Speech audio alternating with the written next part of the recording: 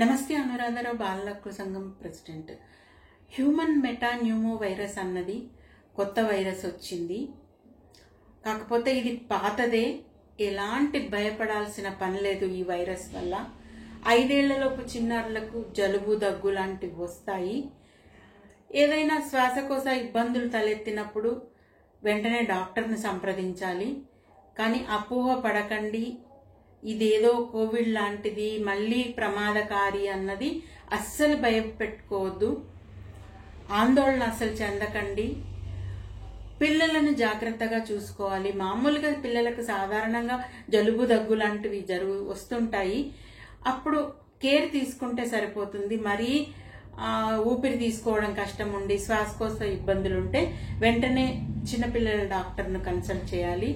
తర్వాత 5 years లోపు పిల్లలకు ఉదయం పూట ఎండ మంచిది. ఒక అరగంట సేపు పిల్లలను ఆ ఎండలో తిప్పినట్లయితే డి విటమిన్ వస్తుంది. దానివల్ల ఇమ్యూనిటీ పెరుగుతుంది. తర్వాత మంచి పోషక పదార్థాలు ఉన్న ఆహారం ఇవ్వాలి. ఇమ్యూనిటీ పెంచాలి పిల్లలలో. ఇమ్యూనిటీ పెంచినప్పుడు ఎలాంటి వైరస్ ఏమీ చెయ్యదు.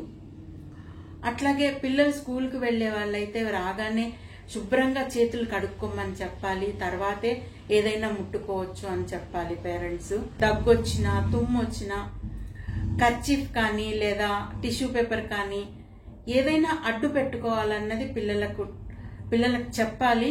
ఆ విధంగా ట్రైన్ చేయాలి పిల్లలను.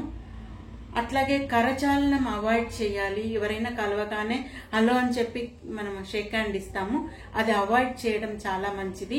ఎప్పటికప్పుడు చేతులు శుభ్రపరచుకోవాలి. మామూలుగా పిల్లలకు జలుబు దగ్గు వచ్చినట్లే ఈ వైరస్ కూడా చల్లగాలికి తిప్పకుంటే సరిపోతుంది. జలుబు దగ్గు ఉన్న పిల్లలను స్కూల్కి కూడా పంపించకండి.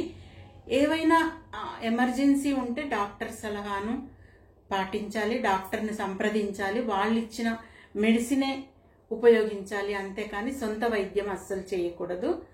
నార్మల్ జాగ్రత్తలు ఎప్పుడైతే మా జలుబుకు తీసుకుంటారో అలాంటి జాగ్రత్తలు తీసుకుంటే సరిపోతుంది. ఎలాంటి ఆందోళన చెందకండి. పేరెంట్స్కి విజ్ఞప్తి చేస్తుంది బాలల హక్కు సంఘం. నమస్తే.